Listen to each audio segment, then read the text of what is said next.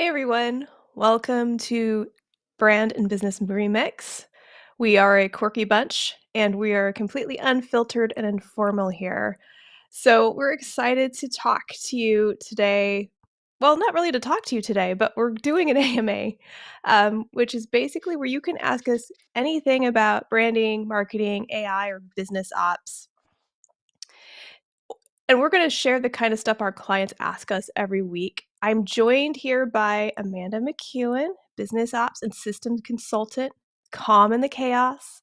She's helped teams behind everything from indie brands to the Great American Baking Show, where she's working currently, to stay organized and efficient. And we have Jesse McCune, our resident AI integration and automations consultant.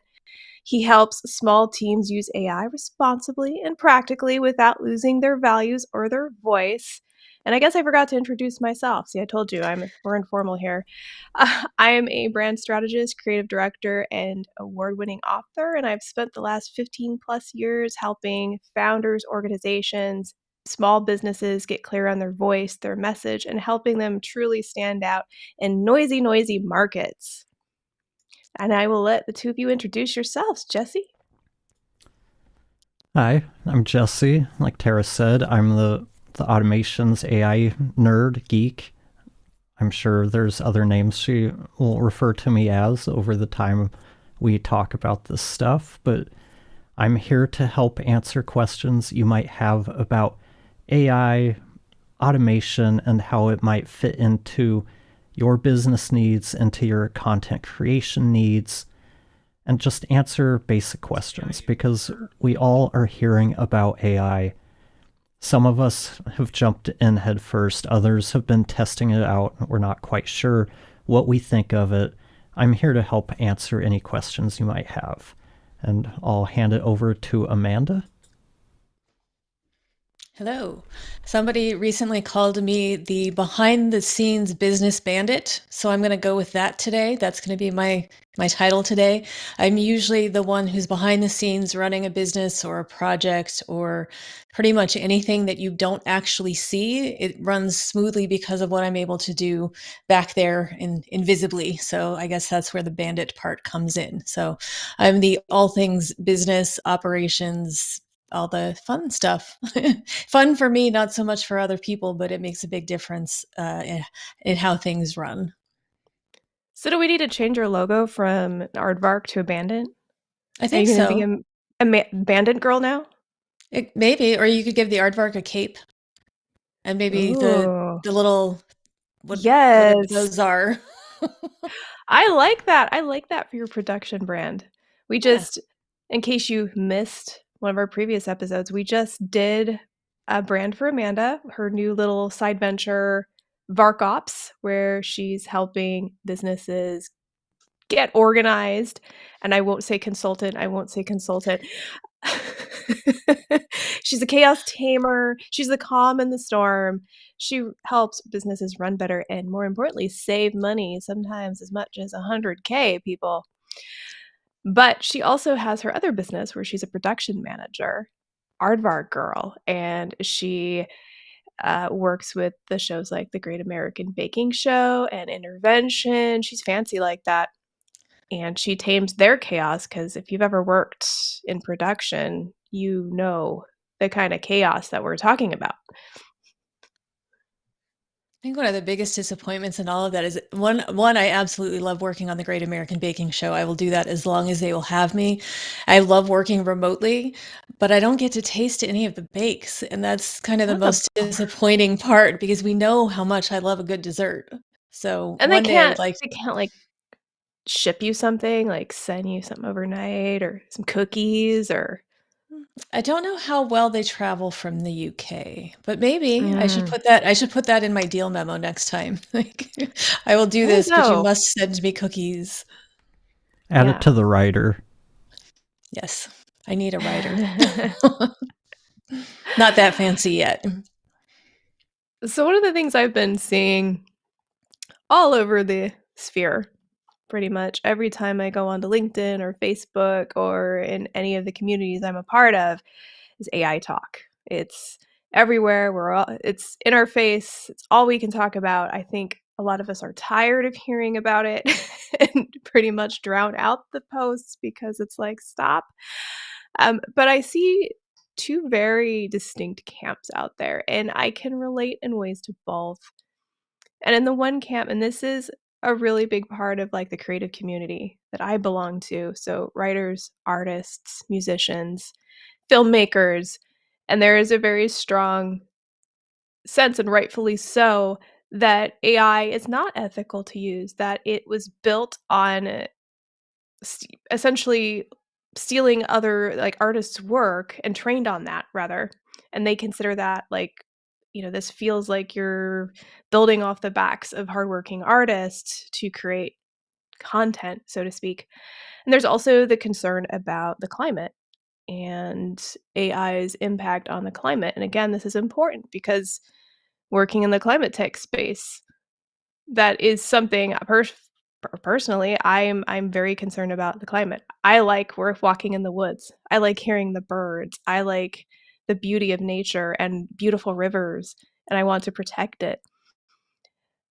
The other side of the conversation with AI is, well, it's here to stay, and we can't do anything about it, and it helps us a whole lot, so what's the problem? If it makes us more efficient and we make more money, how is it unethical to use it?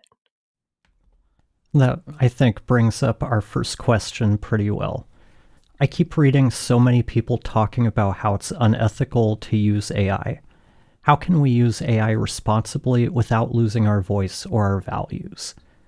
And I think, like you were saying, there's different arguments here. And there's the one about it's being built off of theft of people's work.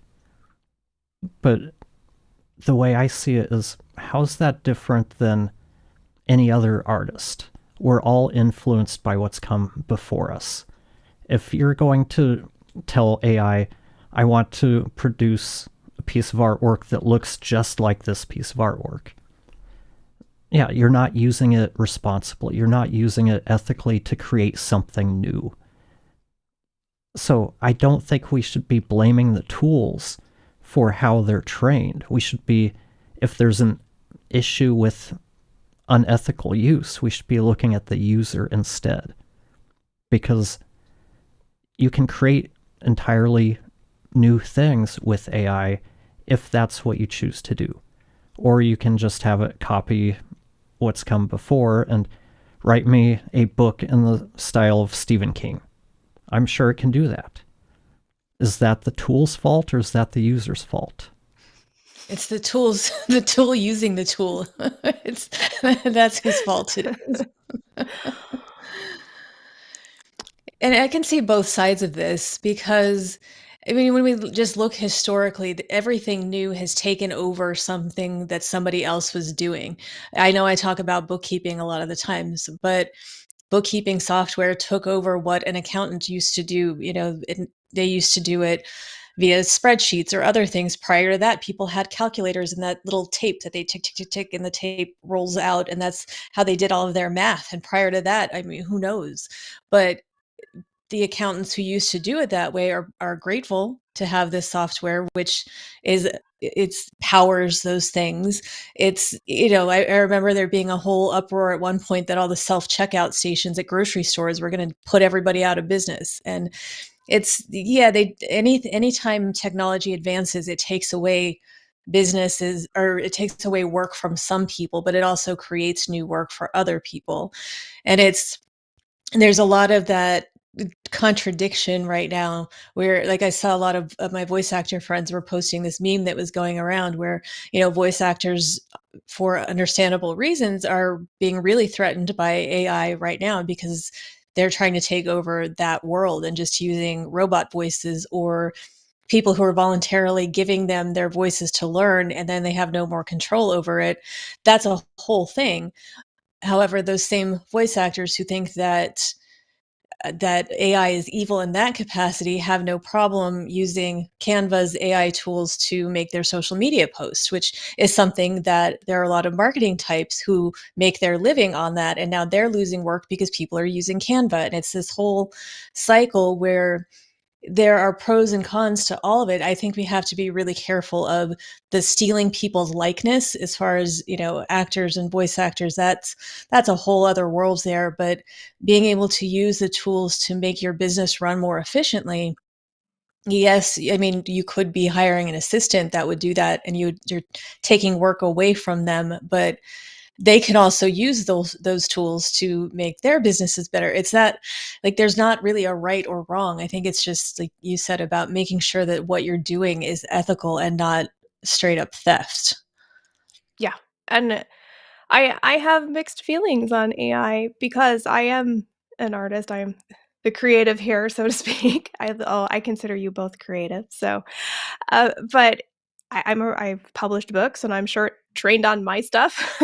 I create music, and I mean, I remember even when creating music, people would take it, they'd put it on YouTube videos and things, and I mean, it's been going on a really long time, that argument.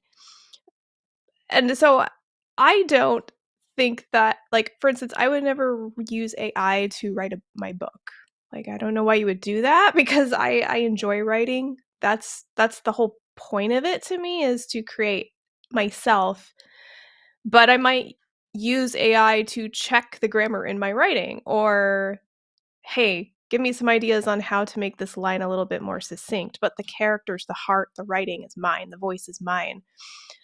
If people are using AI to write entire books or write pieces to try out for roles or things like that, I think that gets dicey, because if you're trying to get hired as a copywriter, or you're trying to become a published author, if you're using AI generated content to get that job, so it's I don't agree with that. I think you should submit your original work in that case. If you are a busy business owner who has doesn't really have a background in writing, but you're trying to get your business off the ground, you're trying to pay the bills, and somebody tells you, "Well, you need to put more articles up on your website so more people can find you," maybe, you can do some live streams and have AI help you turn those into little mini articles or short posts or something like that, like essentially repurposing your own content.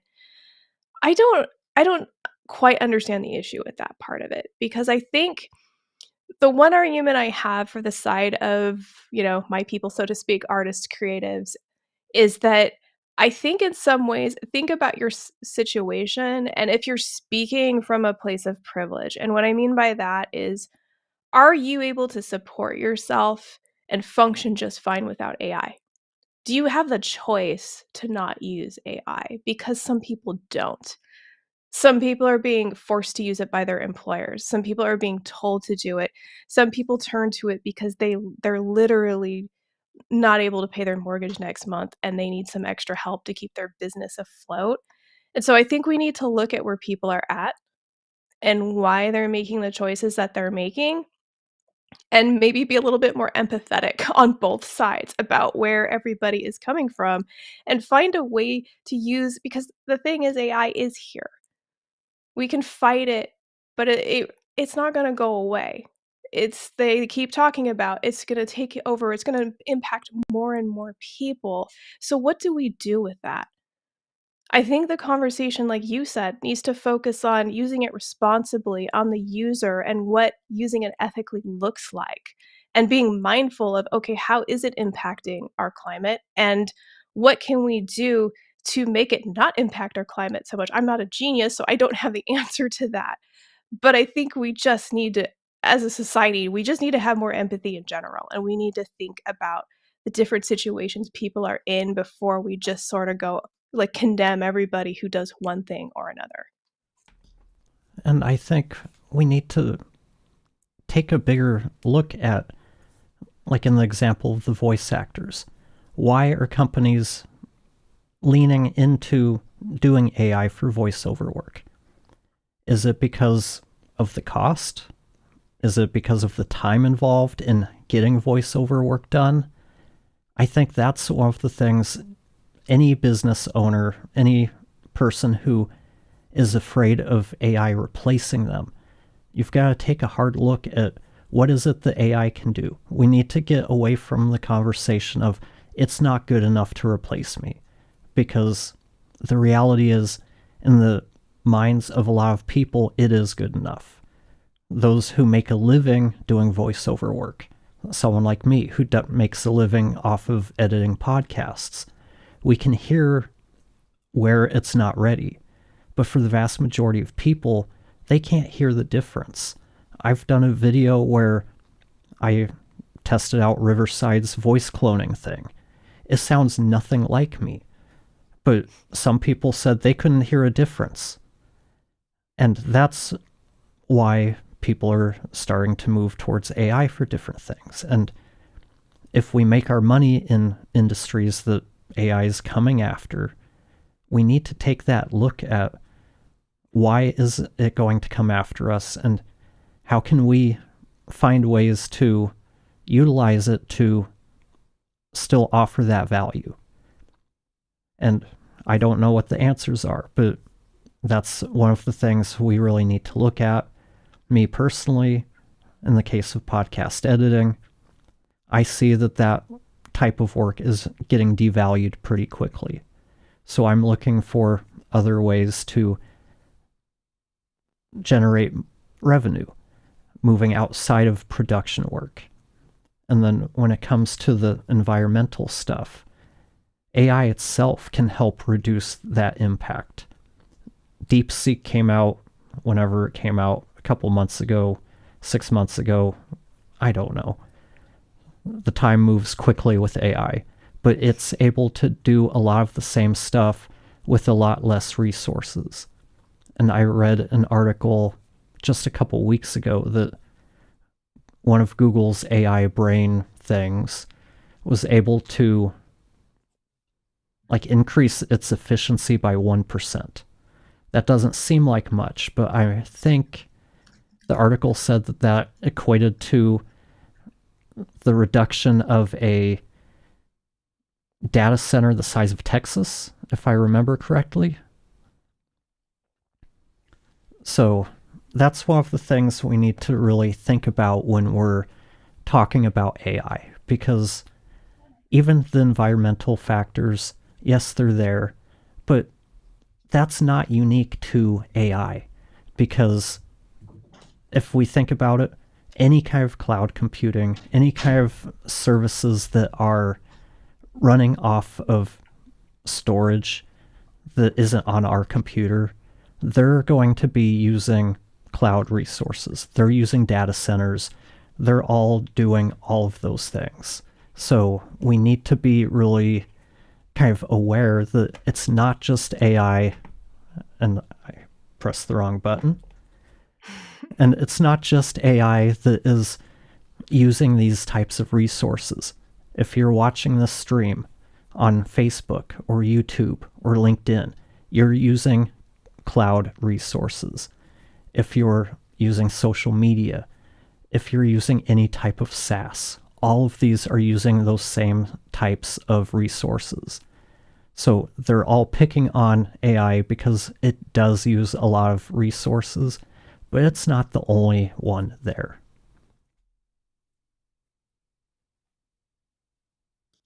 Does anyone have... Another thing, because you were saying the AI, the voiceover and the creative, all of that kind of thing. And it's when you are creative and you're in this industry, we're a lot closer to it. So, and like somebody like Jesse, he's going to hear differences in audio that normal everyday people are not ever going to hear. And that I've worked with audio people most of my career, and you guys are always that way. But it's also, I think about myself, like I can seem like I can spot AI on TV really quickly. People will show me something and be like, oh, isn't this amazing? And I'm like, there's no way that looks real, but I'm too close to it. The general public is okay with good enough and not perfect. And I think those standards, the creatives, we're all trying to keep those standards high because we care about it. That's where we want it to be. But the general audience doesn't care. They're not going to notice that difference. And it's especially with, things like voiceover. I can't stand the robotic sounding fake AI Mm. stuff. I've worked with a lot of voice actors. I have immense respect for what voice actors do. It's not something that I can do. And I don't want to hear these robot voices take over real talent in that sense. But that doesn't mean that it's not going to happen. And I don't love that, but it's just, there's part of, that getting older thing where we always want things to be the way that they are. And we fear change. We don't want it to change. But I also think that if we don't grow with how things are changing, then we're going to be left behind, and we're going to be those people that really can't work because now we don't know how to use the tools that everybody is requiring us to use to do what we do. And there's one other thing, just before I forget.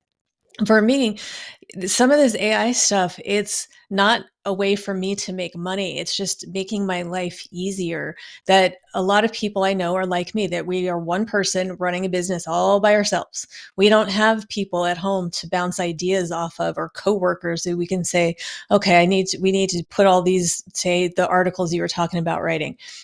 If I don't have an idea, I have nothing to write. And that it's can get stuck in those things a lot, where if I know what I'm writing about, I feel like I can do it a decent job. I'm not a pro writer, but I think I can get my point across. But I get stuck just at the idea part of it. What do I write about? What do people care about? Well, now there are these robots that you can ask. You say, give me ideas, and you can have them give you 50 ideas. One of them is bound to work, and then I can get started. And I didn't have to just sit there and make my brain spin until, it's that whole writer's block thing. It can be that other person. It's not a person. I know AI is not a person, but when you don't have those other people to bounce ideas off of and to kind of, help with everything, it's nice to have another resource that can help give you ideas that, are at least generated on what you've told it about yourself already. I think what you pointed out earlier, Amanda, about the voiceovers and listening to the robotic voiceover, I can spot and hear an AI voiceover right away, and it really does bother me. I just get this kinda ick feeling, as they say. I get the ick, honestly, when I hear it. It takes the human element out of it completely for me. But then I also look at it as an opportunity for creatives and artists, because when everybody's going and using AI to do their voiceover work, when they're using it to do all of their LinkedIn posts, which they are, and you're seeing the same posts over and over and over again, they're using it to write articles, they're using it to create all of this art and content, so to speak. I don't really call it art, but, you know, um, it takes away that human element. And so the artists there that are still using their brains and their work and their creativity, and maybe they're even using AI to help speed things up or be more efficient. I know, like, in the video game world, they're utilizing AI more and more to create characters in their brains faster. It's a way to speed up workflow, but they're still using their creative ideas. If you're an artist and you're still doing that, and you're not using AI for your voiceovers and your commercials or your ads or your films, you're gonna stand out. People are gonna connect to it more because it's real and it's human and it's different, and it's honestly a way to be able to differentiate yourself. So I don't ever see the need for creative minds going away, because we need creative genius, so to speak, to be able to manage AI, manage the creations that come out, manage pretty much all of it, and put their own input into it. We were just talking last night about the post we see on LinkedIn, where it's almost always now following the exact same format. And, Mhm. people will call out the M dash as the clear sign that somebody used AI, but it's the whole structure. It's the sentence, weird emoji points. And then, well, here's the truth or the real deal, or, it always follows the same structure. And I can recognize the structure because it's the same thing that AI has given me as a suggestion. So it's, I think there are people who are just taking what AI says and just putting it out there. And that's a thing that you can do.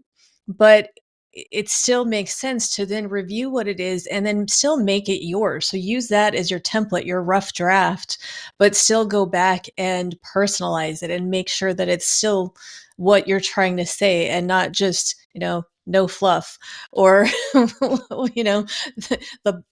catchphrases. It seems there are certain descriptors that AI has really latched onto, and I just see it like the Real same talk. structure. That's the one, real talk. And every post starts, I just scanning through LinkedIn, I'm like, didn't I already read this? But so, there is that danger of just getting lazy with it. And again, that's a thing that you can do, but you're probably not going to connect with your audience the same as if you were to take that as a starting point and then make it better, make it real. And can I just have a mini rant about the M dash real quick? Okay. Please I've do. been using M dash since the 2000s, all right? I use it in all of my books well before AI was a thing. I am an M dash queen. In fact, like my editor was just like, "Okay, can we take some of these out?" Because it's just how I write, and I write it's part of my voice, it's how I speak. So to see all of the comments about if you have M dashes, you're using AI, it breaks my writerly heart because us writers have been using those things for many, many years. Yeah, and that's the thing. They're there because people have used them so much. That's the thing with AI. It trains on what's come before it. If a lot of people have used that, it's going to show up. And when it comes, let's go back to the voiceover stuff. I think one of the things to look at, and I don't mean this in a disrespectful way, but I can see the why companies would want to start using AI for ads. All ads, they have like 3 different voices that do them. You've got like the Friday guy. And then you've got like the medication person that talks a million miles a second in a calming voice. These, to me, they're really cookie cutter. And that's the type of voiceover work that's going to probably be the first to get taken over by AI. The stuff that needs a lot more emotion, that is going to be more difficult for AI to replicate. I think that's where that work is going to go. Sorry. Sorry, I was trying to share the post and it started blasting. That's fine. It happens. We're live. Sometimes we do that and things aren't muted that we thought were muted. But no. Back to the AI stuff. I read this article a while ago called The Good Enough Revolution, and it talks about how we need to stop thinking that the ultimate quality is what everybody wants. If we look at music as an example, everybody was like, oh, iTunes, the Apple, I guess, started out as iTunes. That's not going to work. Nobody is going to want MP3 and low quality audio.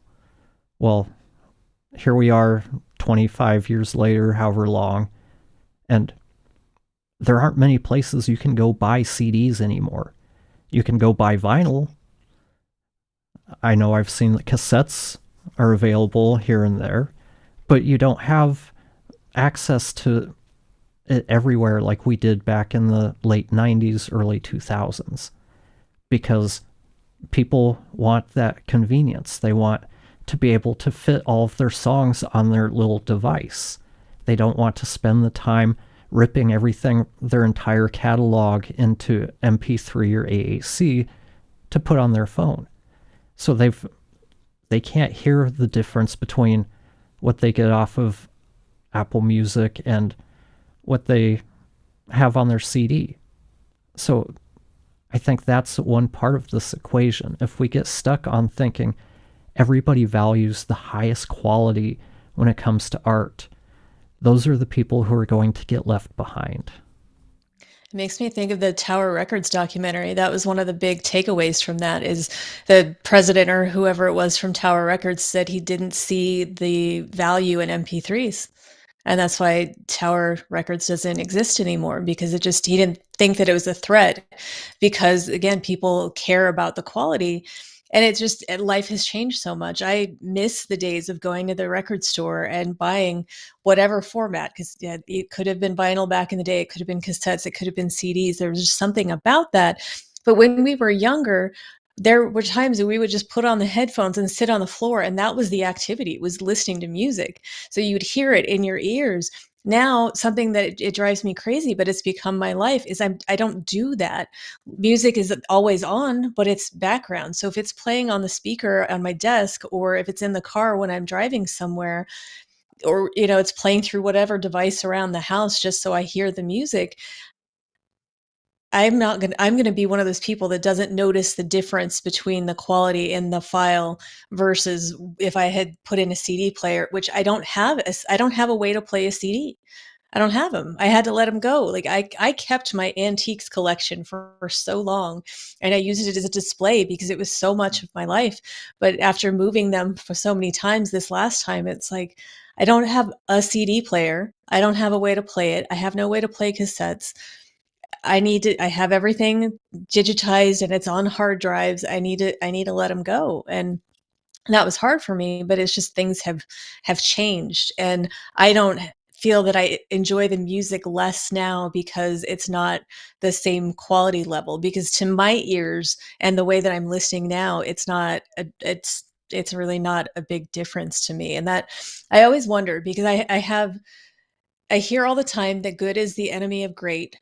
And then I have one friend that says that, wait, no. So that he says it's good is the enemy of great, but most people think that like great is the enemy of good, or like I'm getting that messed up, of course, because I'm on the spot. But there are people where they think you can't strive to have absolute perfection or you'll never get it done. You need to just go along with, good enough is fine, and then you need to move along. And then there are those people, though, that think that if you settle for good enough, yeah, you're messing up everything else because everything should be great. And I think both are correct. I think we've probably talked about this question quite a bit. Do we want to do another AI question, or should we go to something about websites or writing? I think we can just mix it up because I think a lot of people have a lot of questions about AI, but they might have some business ops and branding questions too. You never know. Okay, so Tara, do you want to take this one? How much does your website matter when it comes to getting clients? How much You does know it what? actually matter? Oh, right, actually. Okay. You added in an adverb there. Um, so, you know what? It doesn't matter at all. You don't need a website. Nah. You can just do like direct mail. You can like make arts and crafts at your house and then like make a like really pretty envelope, give it some nice packaging, and then like snail mail them to Origami via everybody. pigeon. Like a flyer. Carrier pigeon? Yeah. Although, interestingly enough, I have seen some success depending on the market that you're in of mailing people things that it helps people stand out. That said, in all seriousness, I am still a believer in that yes, your website matters when it comes to getting clients because we are in 2025. And so, what is the first thing you do usually when you want to find out about a business or find out more information about somebody? Jesse, Amanda, weigh in on this. You go to Google or you go to their website. Either way, you're searching to see what you can find about them. So, if you're searching for somebody to, let's say, a landscaper, and you Google them and nothing pops up about them, what are your thoughts? What are your feelings then? Well, if nothing pops up, chances are I don't even know they exist. If Well, I'm maybe they doing a dropped a search, business card on your door like we get so frequently. generally I dismiss people that just drop business cards or flyers on the mail or flyers on the door. If I do happen to be looking for a landscaper and I'm like, okay, this looks like a potential fit, I'll look them up online. If I don't see anything, okay, I tried. If you don't value yourself enough to have a website to tell me more about you, why should I invest more time in trying to see if you might be a fit? And And what Amanda, goes if on the you website makes it depends on the type of business, but I'll just use because I needed a plumber the other day because the air gap on my dishwasher is acting up, and I've had bad experiences with that. And I wanted to make sure that was figured out right away. So of course, the first thing I do is I look in my neighborhood Facebook group to find out recommendations, and then I take the top recommendations and I go to their websites. I want to make sure these people are licensed. Now, it's not same as a landscaper. If I'm having my backyard designed, I want to see pictures. I don't need images and samples of what they've done. I don't need that for a plumber. I don't need to see images of whatever hairballs they've pulled out of drains. I don't need that, but I need to know that they are licensed. I need to, for them specifically, though, I need reviews also, which are not on their website. But it's, again, it's just like I want to read enough that I feel that they're a trustworthy place so I can back up the recommendations. And because you never know with some of those, you people pay their friends and other people to flood with positive reviews, so you can't always trust that. Obviously somebody's going to recommend their friend even if they've never hired their friend to do that kind of work. It doesn't have to be a convoluted website with all kinds of things, but I need to get the gist of what you do and what you're about.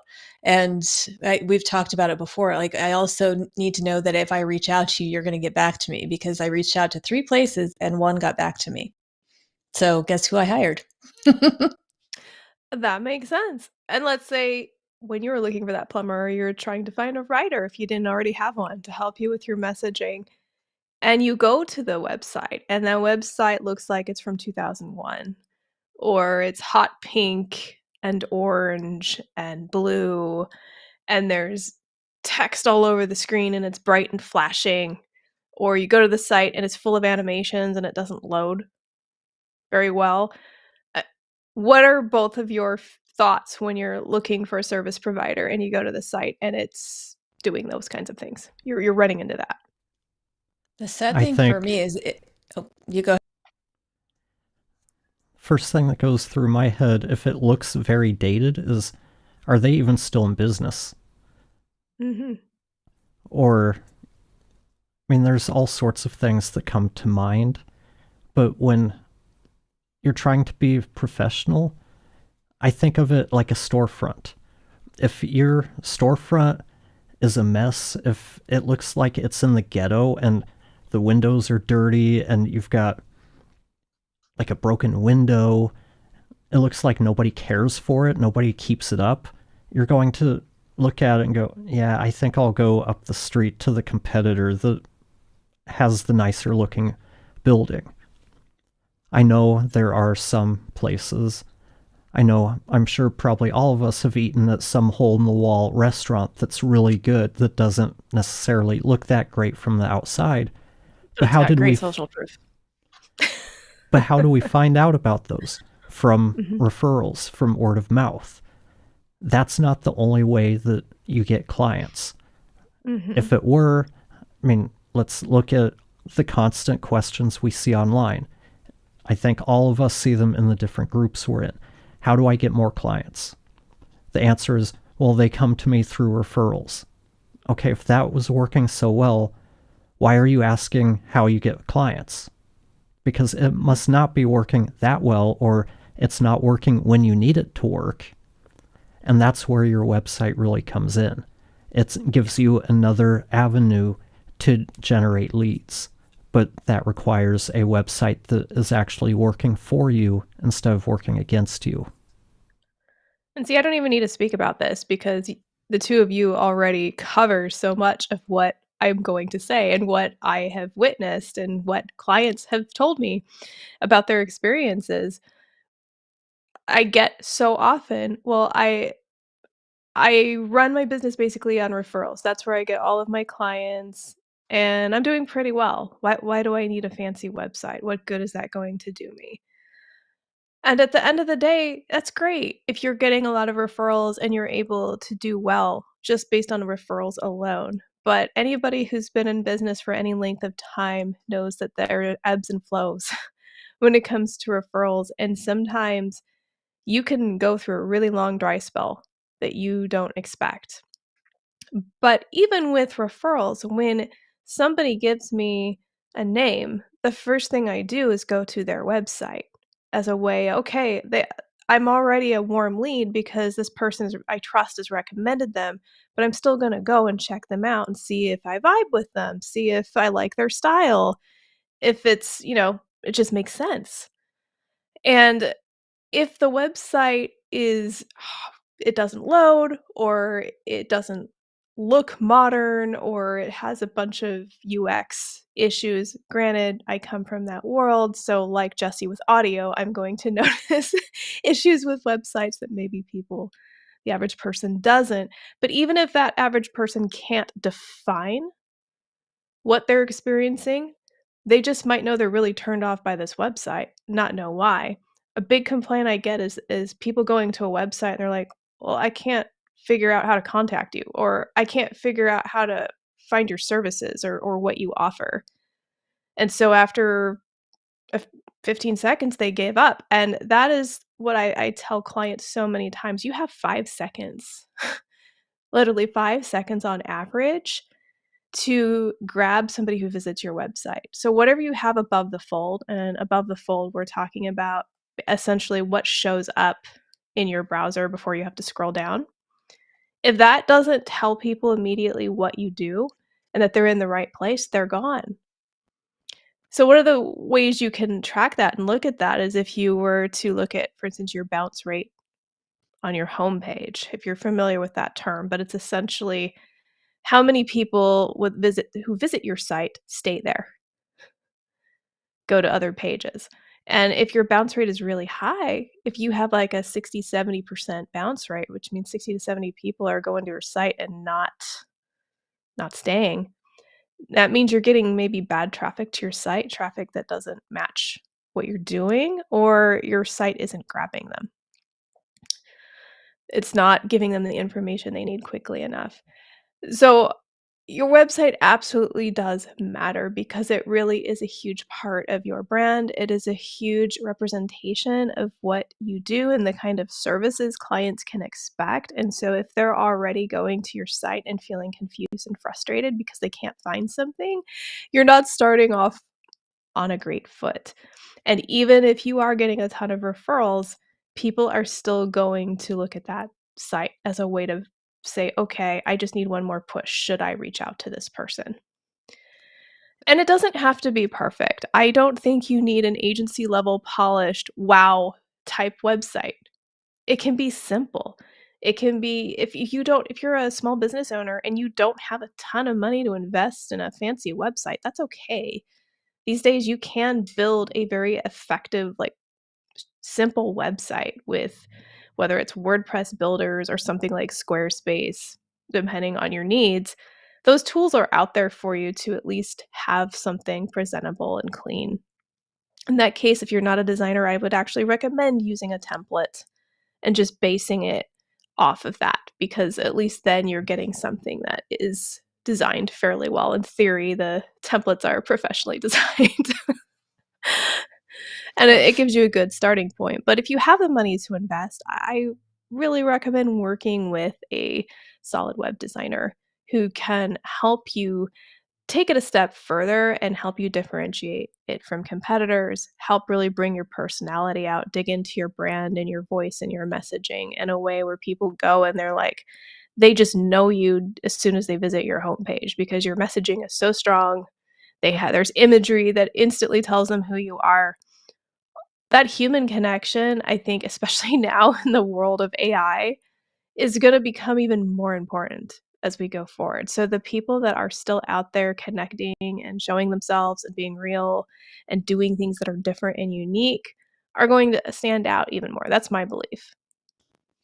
First, I'm laughing because you can tell which two of us are near the window. And when the sun was just hidden by a cloud a minute ago, because both of us went dark and we Uh-huh, like, came back out of it. "Ooh." But I'm going to go back to the voiceover example here because I work with a lot of them. I hire a lot of them. And one of the things that I always tell them is when it comes to their website, it's again, like you want to be creative. There's a time and a place for that. But what I beg of all of them is on your home page, make sure that I have your demo and your contact info. Those are the two things from the producer side that if I'm going to hire you, I need to know how to get in touch with you and I need to hear your demo. That so again, like knowing who your audience is based on or your potential clients are based on what you do might come into play at what you need on your website because if I go to a site and it's going to take 20 seconds to load because of the fancy animation, whatever, like I'm already gone at that point, which I would like to say that I'm a more patient person. But sometimes that's all I need. I need to hear the demo and I need to be able to send you an email. And I don't want to do it through a forum on your website either because sometimes people don't get back to you. So share your email address. You don't have to. You can use a form. It's fine. But as somebody who has to hunt down email addresses a lot, if you make my life easier, I'll like you more. But it's the demo is the most important thing. If it's buried on where you have to click into the, three other pages to find a demo, you've already lost me at that point. It's, you could have, if you want to put like the about me and, showcase who you are, is all great. And I think you should use your creativity how you want to. But as somebody hiring you for voiceover, I'm not going to read it. Because what you do for fun in your spare time, like I might want to know that about you, but it's not going to affect how your voice is going to work on this commercial or this video or something like that. And of course, every business is different. So what you need to focus on your website is different. But I feel like a lot of people just want it to be so clever and creative and full of stuff. And then it gets so full of stuff that it's just not effective for what it's there for. And Amanda brings up a great point. When it comes to websites, I can't stress this enough. Know your audience. Understand exactly who your website is for and what they're going to need, and imagine it as if they were a guest at your house. If you were having a guest and you really wanted to impress them, what would you do? How would you greet them? You would probably try and find out what are their favorite drinks? What's their favorite food? Are they somebody who just likes to chill on the couch? Do they like to go outside? And building a really solid audience persona, and I don't just mean demographics. I mean what we call psychographics, and that's really digging into who they are every moment of the day. So, there's been times where I've actually interviewed potential customers or a client where I've said, "Walk me through your day. What do you do when you get up? What do you do in the morning? What do you have for breakfast? What do you do for lunch?" And they do. They walk me through their entire day from when they get up to when they go to bed, and I have just a beautiful, rich picture of their needs because so much comes out when they're just casually talking about themselves. They're not under pressure to answer specific questions. Well, what do you look for in a brand? People don't quite know how to answer those types of questions. You just have to have real conversations with people. And then you develop these profiles where you can think of them as a character in a book. If we're going to write a character in a book, they're going to be shades of gray, right? They're going to have all of this depth to them, have their quirks, have their pros and their cons, and everything that makes them tick. That is the kind of level you need to understand your audience when you're creating your website. That's what's going to help you stand out. So if you're working with someone like Amanda and you want her to hear your demo and be able to contact you, that's a really, if you're a voiceover artist, she just gave you a really important piece of information. So if you do nothing else on your website, have those two things ready to go and make it just super simple. And since I work in the podcasting space, I see a lot of podcast editor websites where you scroll and scroll, there's a lot of words, but I don't know what you do. Like you said, you have about 5 seconds to grab the person that gets to your website. And they're basically looking for what do you do, who do you do it for, and ideally, and how much it's going to cost. Even if it's not specific pricing, they want to at least be able to tell that you're in the ballpark of their budget. And when somebody's, for instance, looking for a podcast editor, they're going through multiple sites trying to find the right people to reach out to.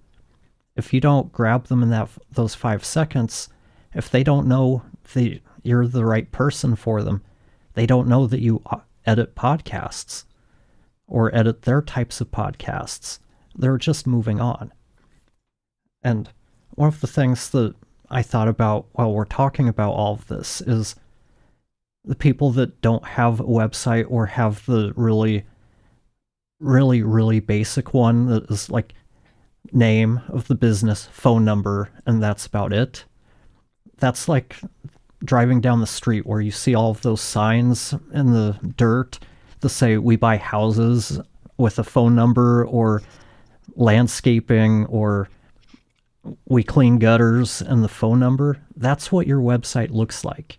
Are you going to trust how many people call those numbers? Maybe it works because there's everywhere we've lived, you see tons of signs like that.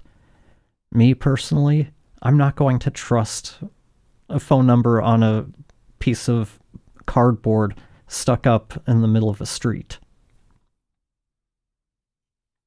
And we've got a comment here from Johnny Miller.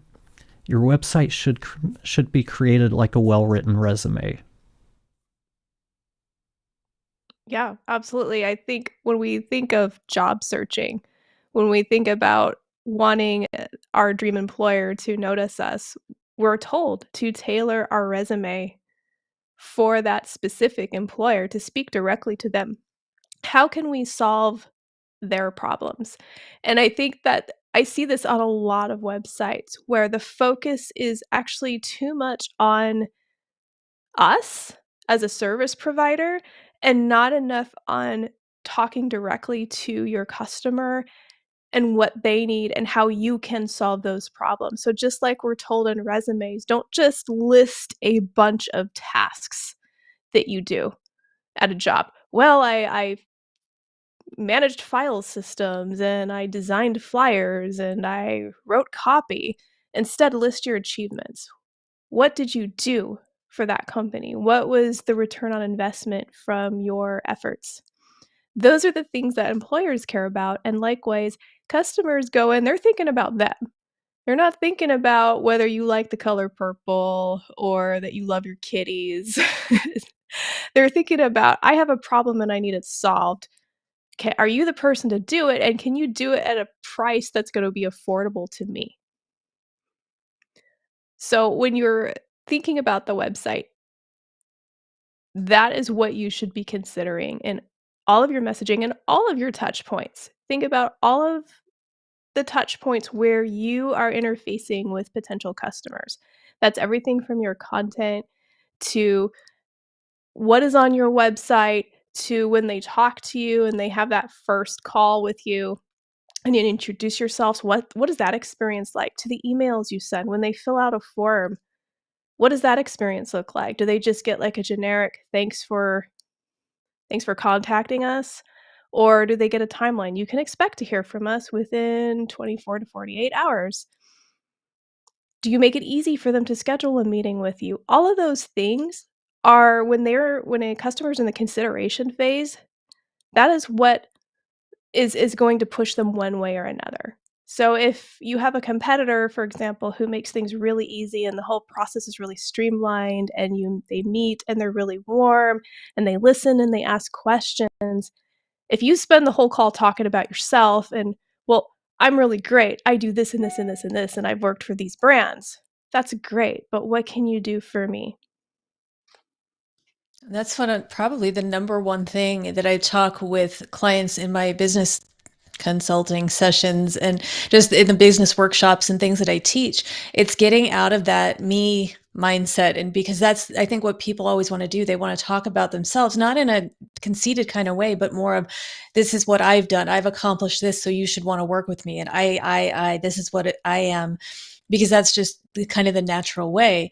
But in order to land the client, for most people, it shouldn't be about you. It should always be about the client. What can you do to make their lives easier? Anytime that I'm talking to somebody new about potentially being hired for a project, that is always what I do. It's okay, how do I make your life easier? It's not about what's good for me. It's about okay, what are the main things that are important to you? Okay, I can help you by doing this, this, and that. It's not what I've done. It's more, and you just listen to them instead of talking about yourself. And same thing with a website. It's kind of the same thing. There's no discussion going, but there kind of is. It's you're choosing what to tell them. So instead of telling them about what you like to do, although, they should always know about your kitties. I think that just should always be I agree. important.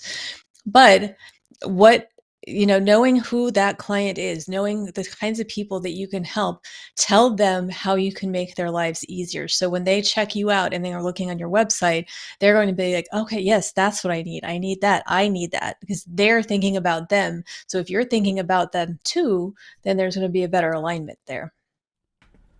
And I know we all see websites where they have the social proof. Look at the companies I've worked with. But we need to think about it like a story. We need to start out the website with a section that's going to draw them in.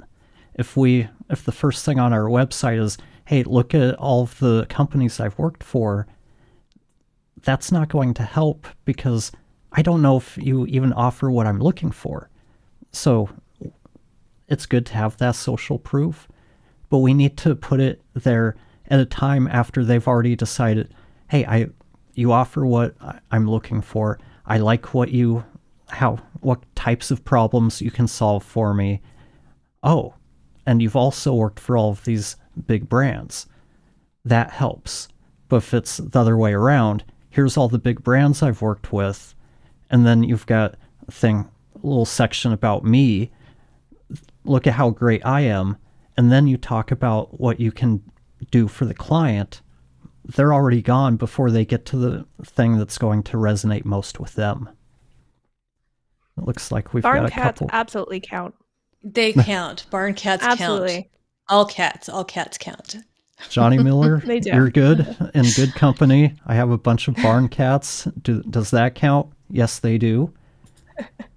And then from Mike Wilkerson, I've always been under the impression that the web presence is a far more supportive element than you and your actual work. For me, I think that, yes, it's a supportive element, but at the same time, the work is important.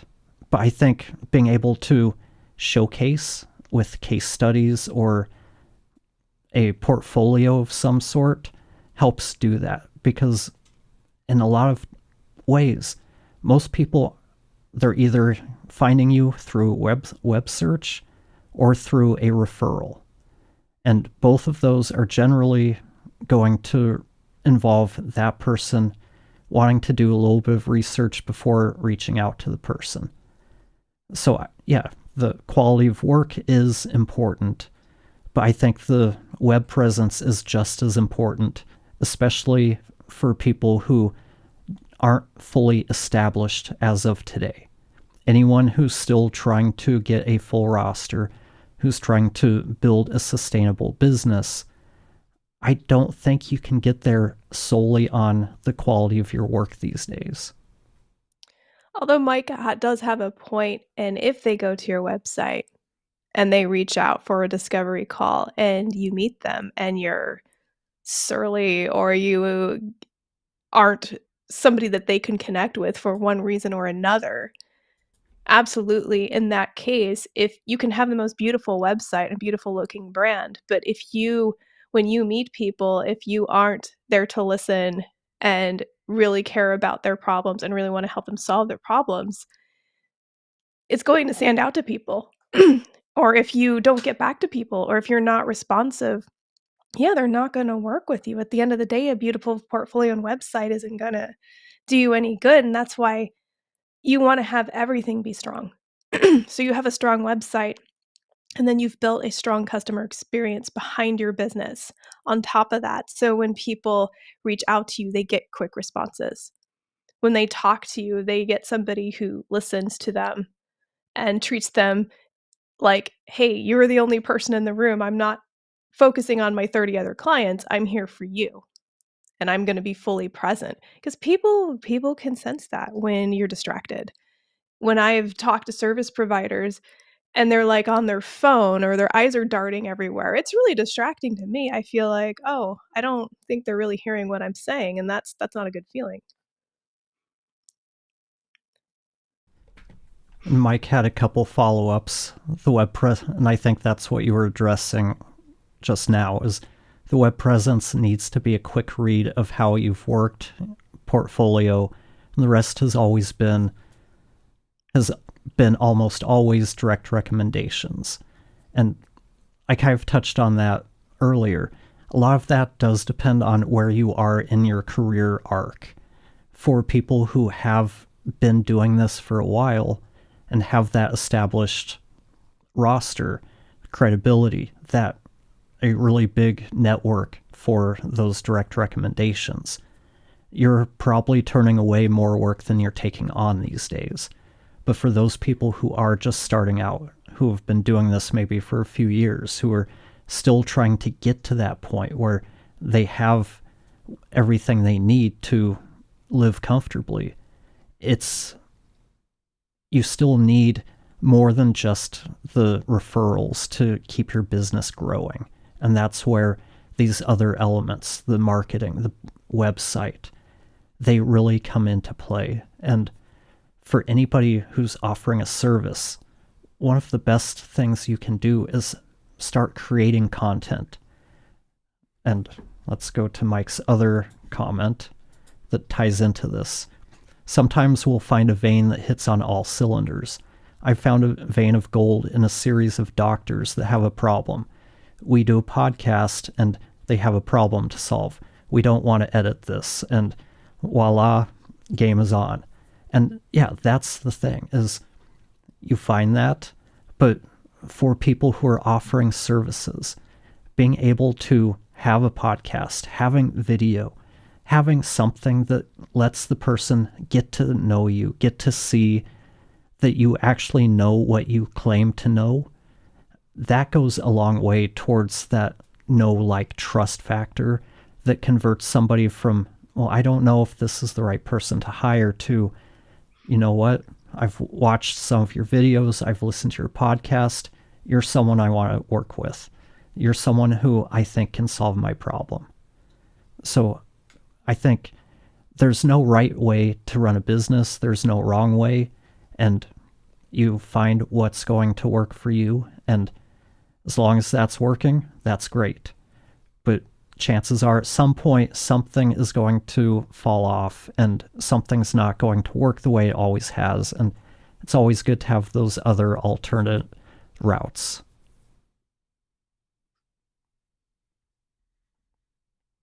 We've got one more comment. I've worked with a bunch that just want to supplement an income, and that's really all. And I'm not sure if... I'm assuming maybe service providers who are like just doing it as a side gig, maybe, and it shows like their heart isn't fully in it. They're not fully committed. Yeah, and it shows. It does. Yeah, it makes sense. I'm very much like Mike here, that all of my work has been direct recommendations. And every time that I thought, I'm going to put time and effort into this website, it just falls to the wayside, because fortunately I haven't needed to rely on that. But I still, even though I'm getting referrals, I want to be able to improve upon that. I want to be able to expand beyond the network of people I know. The referrals are great, and that's always going to be my number one hope there, is that people keep referring me to the people that they know.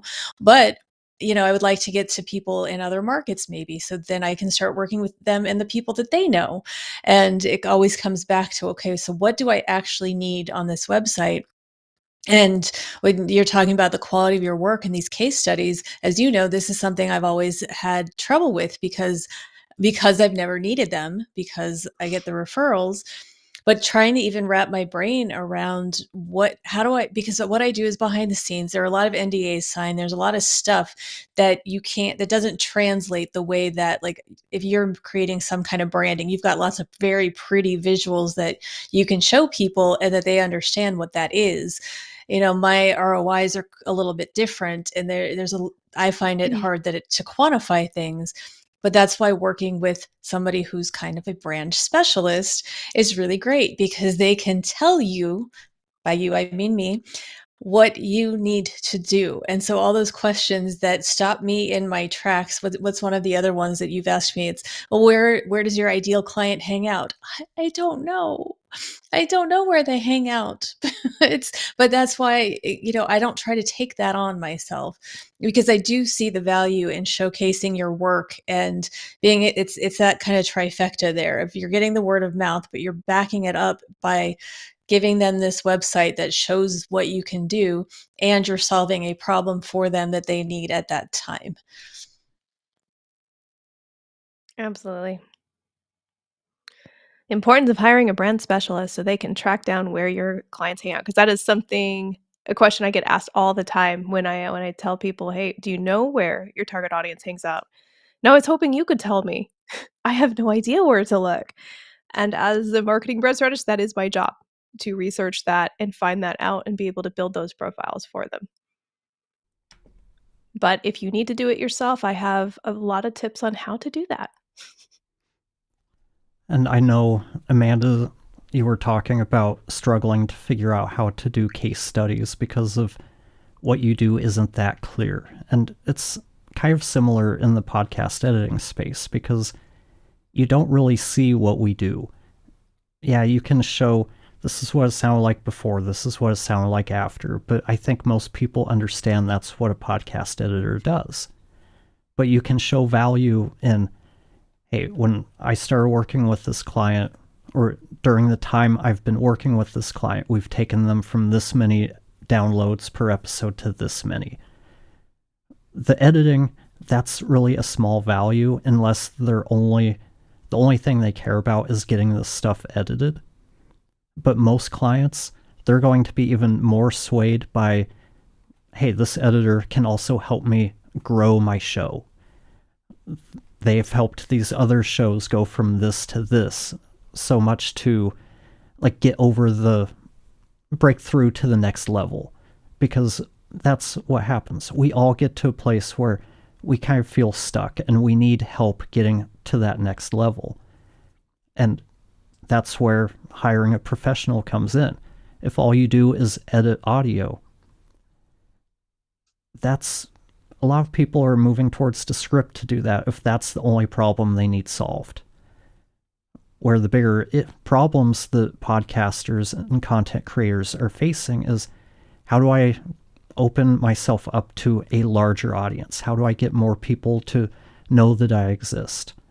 And that's where broadening skill sets and being able to offer more things, knowing your audience and what types of problems they have, you can start learning new things and figuring out how to package your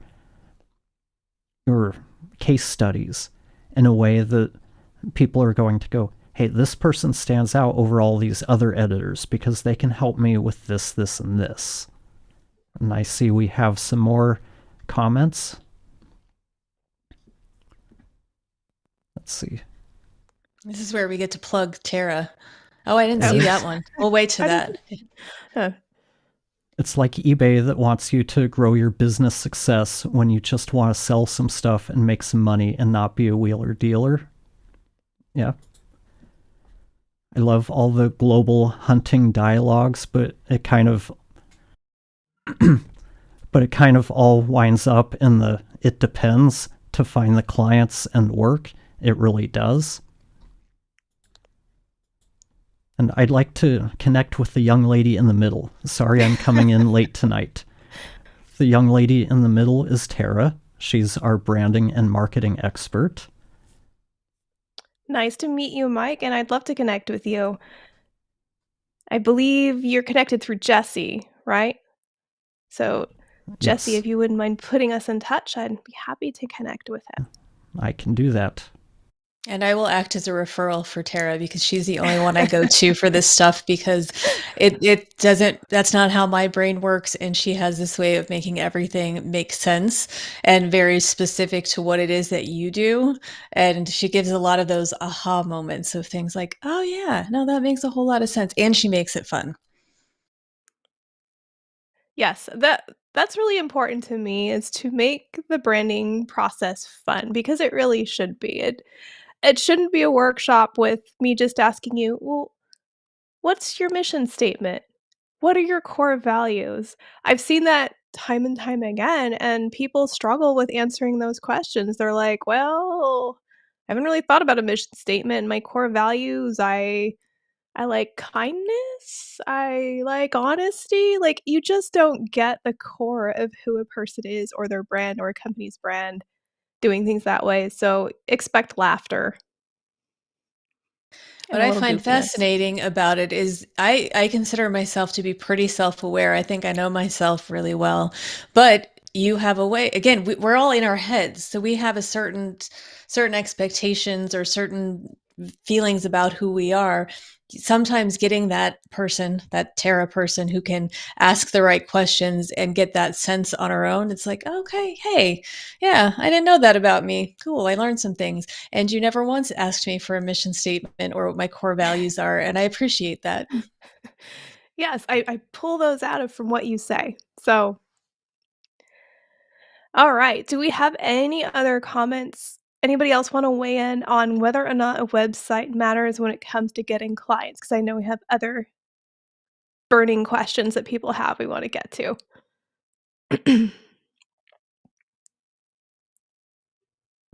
Jesse's the question keeper, so I Yes, he count is the on him. keeper of the questions. We'll give it a minute because there is a slight lag between when we say something and the people out there see it. I feel like we But should have a dancing cat. Well, like a little well, Can one intermission. of you Dancing make that? cat.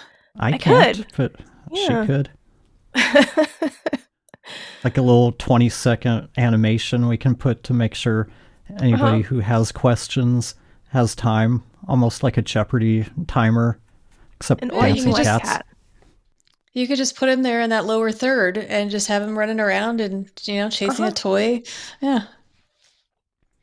So we'll go ahead and move on. And let's see, we have a couple more AI ones. Let's do this one. I'm new to the world of automation. What sorts of things can be automated and what still requires a human touch? Mm. And the real answer is pretty much all of it is going to, at least today, requires a human touch. We need to make sure that the robots aren't going out of line, they're not hallucinating, they're not in the corner drunk and not paying attention to what you tell them. So AI is always going to need a babysitter. Well, maybe not always, but right now it always does. When it comes to automation, there are a lot of things that can be automated and pretty much left alone. And those are the types of things that are really easy to repeat processes. A good example is like a spam filter. That's just an automation. Or any kind of rules in a mailbox. That's automation.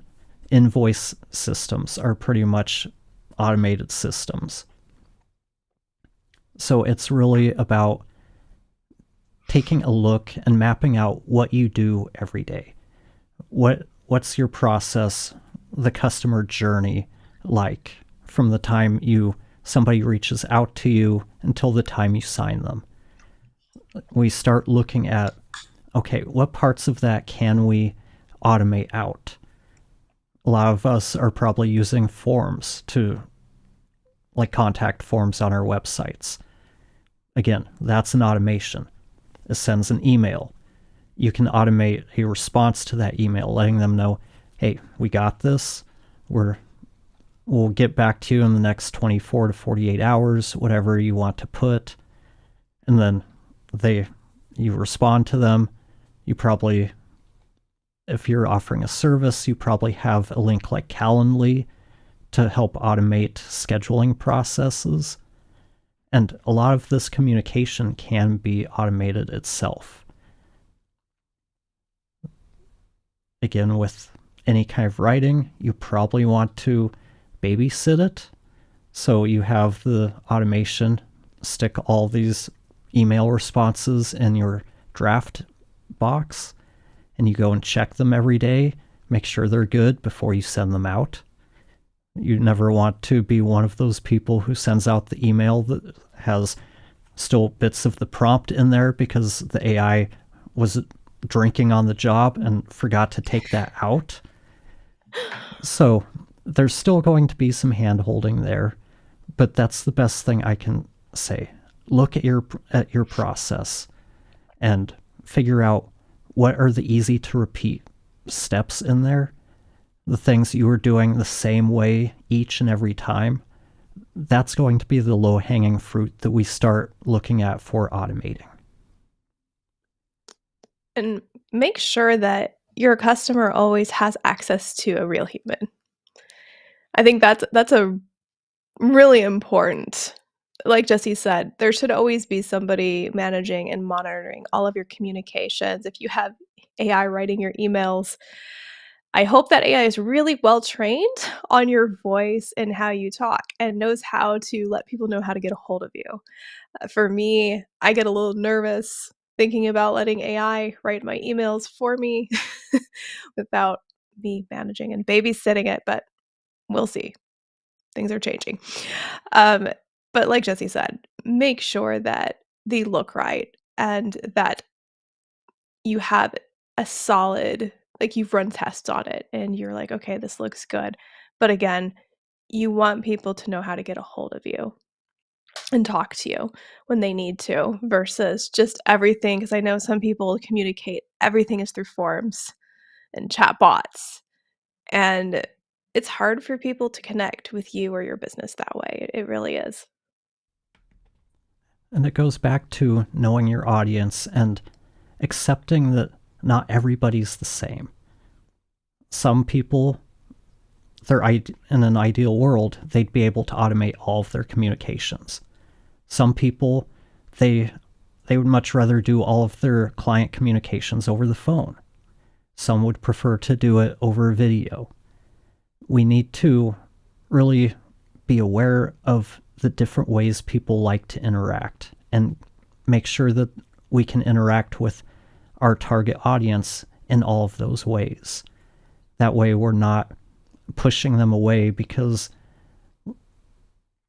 all of your communication is through chatbots and impersonal means. I don't get a warm and fuzzy feeling here. So I'm going to move to someone who I can actually interact with and I can see their face once in a while and hear them talk. I think that's one of the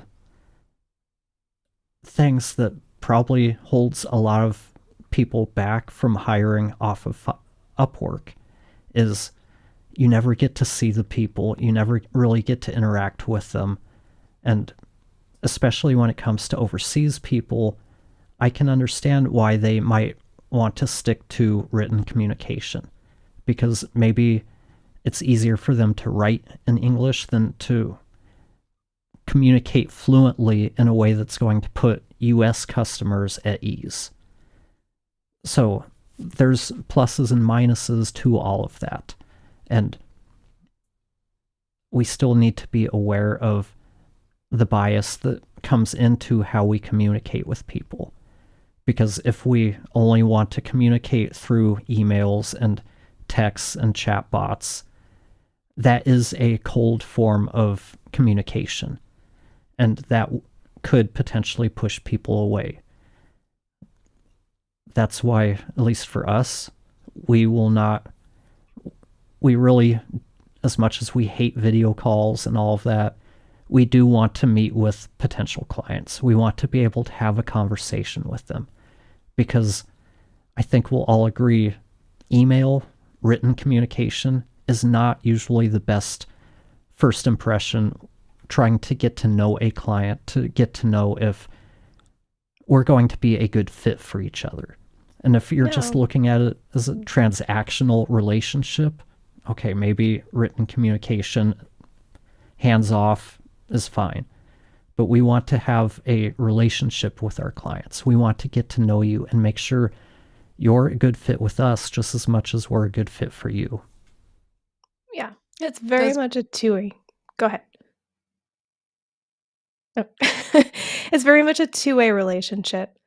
When you are a service provider and you're working with a client, you wanna make sure that that client you're gonna be able to help them, that you connect, that the client understands your expertise and what you do best and you're what they need, and vice versa, the client wants to make sure that you're the right service provider for them. Do you get them? Do you understand them? Can you help them in their unique situation? And I've never felt like that can be figured out or solved via email or filling out forms or filling out surveys about your brand, so to speak. It's those real conversations that really help people see, "Okay, this feels like a fit," or "This doesn't." Go ahead, Amanda. Well, I think it goes back to what we were saying about you have to be there to solve a problem for your client. You need to put your client first. What is it that they need? Because, I'm just like you. I would love to never talk on the phone and never be on a video call. I'd be perfectly fine with that. But I don't think it's realistic in terms of what we do because even like if I'm hiring somebody or I'm the person being hired, even if it's not video, that talk on the phone, you get a sense of who someone is, and that's really important to me because like you said, it needs to be a two-way street. So it's not just about, are you the right fit for me? It's also, am I the right fit for you? And you can't I guess I shouldn't say can't, but I think it's very difficult to get that through an email, definitely not through a chat bot.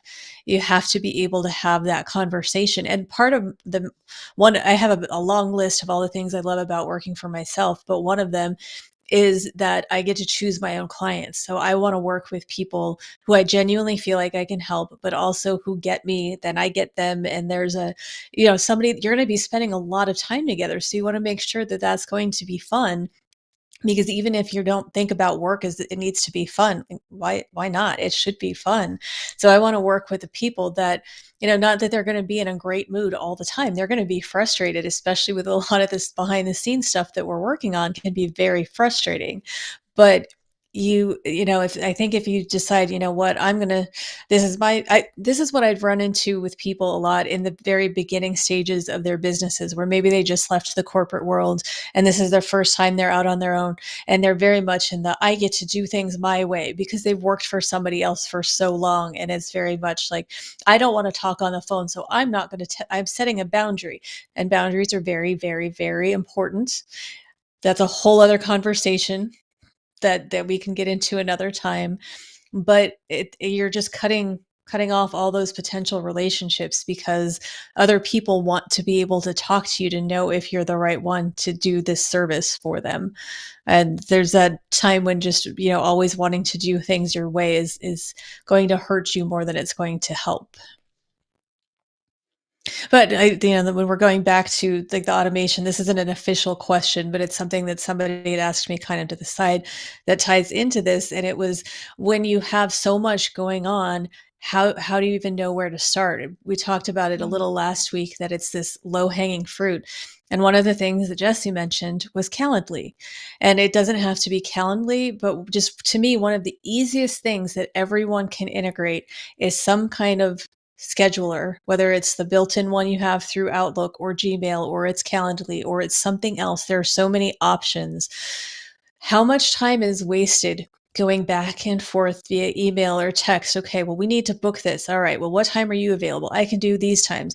Okay, well, that doesn't work for me, but I've got these times. And it's back and forth. And that's just if two people. And then you start adding additional people into it. People spend a lot of time just trying to schedule meetings, even if they're, phone or Zoom meetings. So the ability for somebody, any client that wants you at any time, to just click on a link and choose a time. They don't have to do the back and forth with you. And then you're just going to get an email that says, hey, they booked this time with you.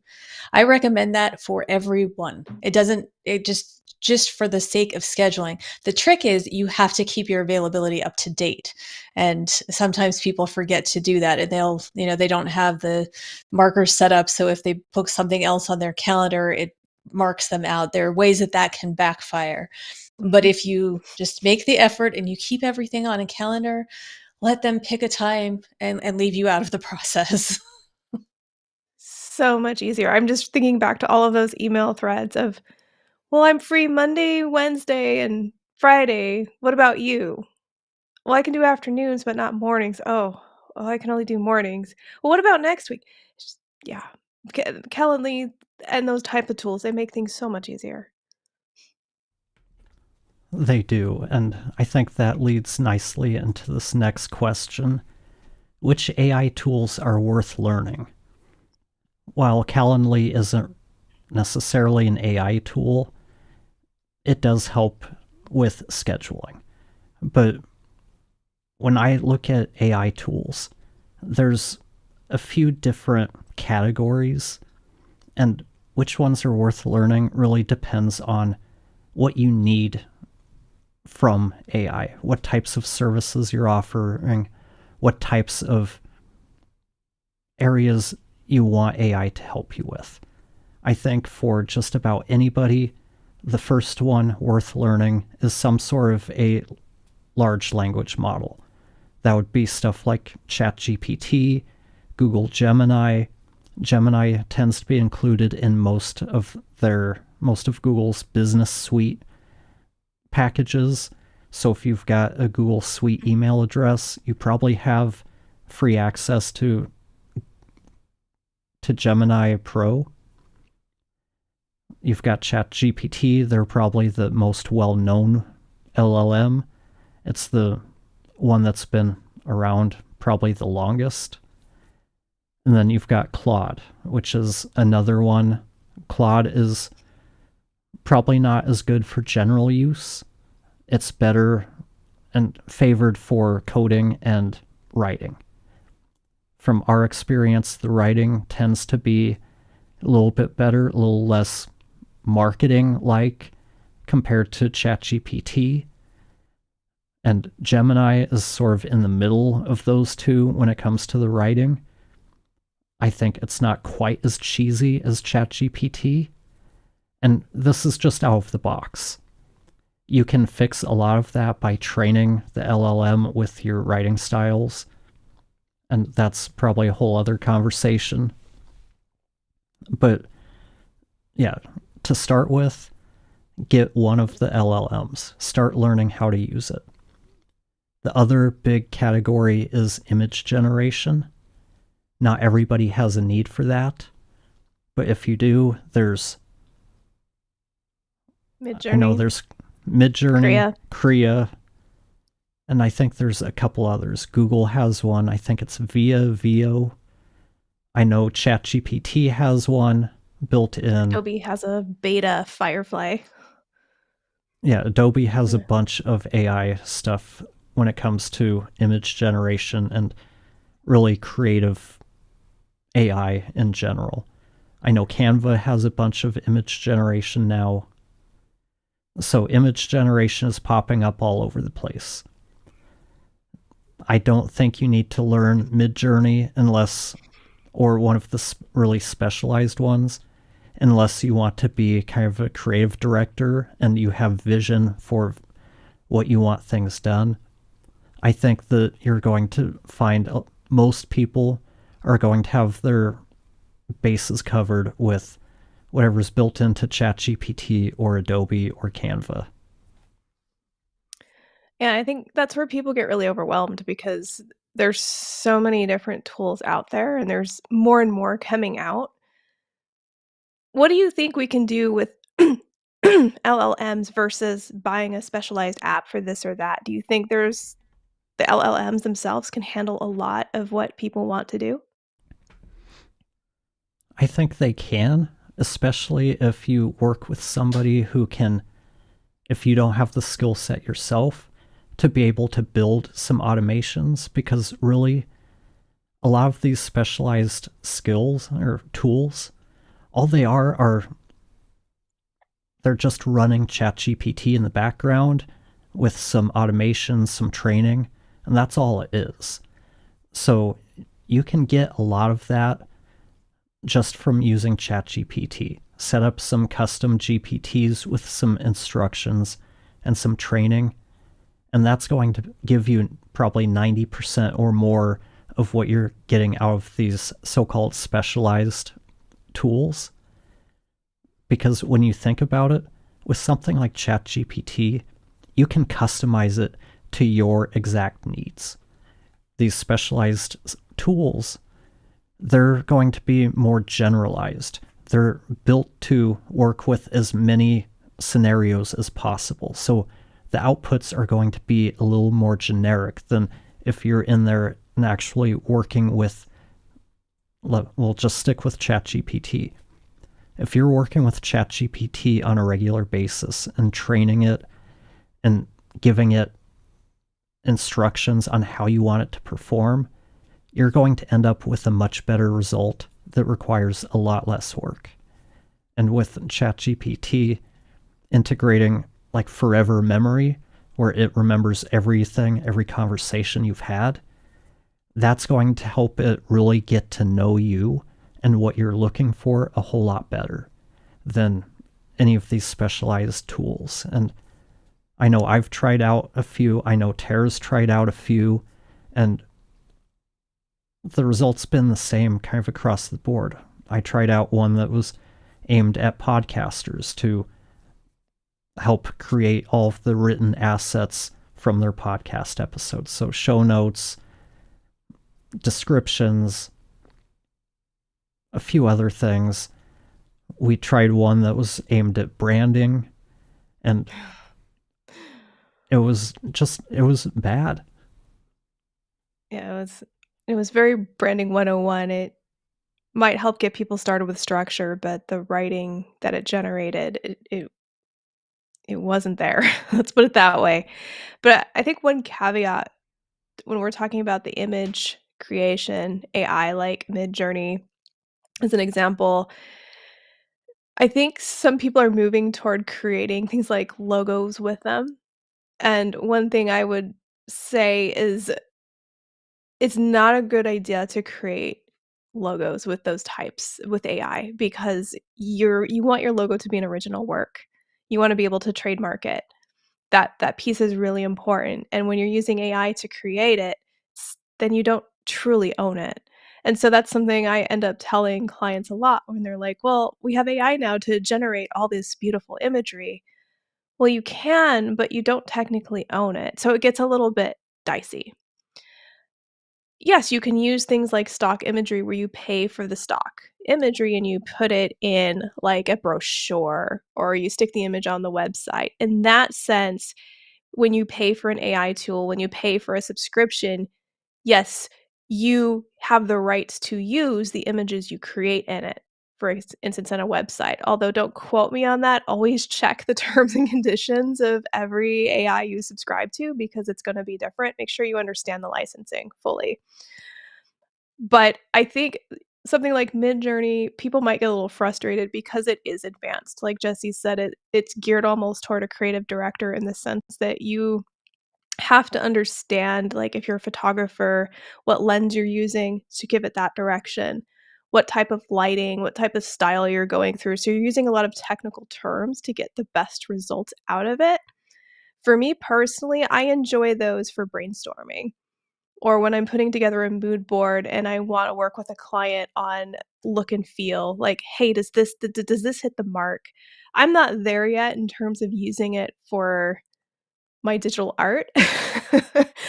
I'm still waiting to get there, but I'm not there yet. Um, but I think, again, like, when we talk about using these tools responsibly, that's what we're talking about, just making sure that if you're using it to create art, that you understand how you are technically allowed to use it and when not to use it, if that makes sense. And I think the logo thing is a really good example because the way stuff was trained, and a lot of AI companies are doing a lot more to make sure everything their models are trained on are ethically trained. But you never know when it's going to draw influence from something that's already copywritten or trademarked.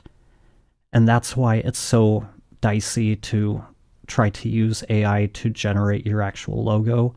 And that's not even going into the topic of ownership, because I know there's a lot of uncertainty there as to whether you can claim ownership for something created by a generative AI. A lot of that stuff still needs to be sorted out, but we really need to understand that a logo needs to be unique. If it's something, we'll use Coca-Cola.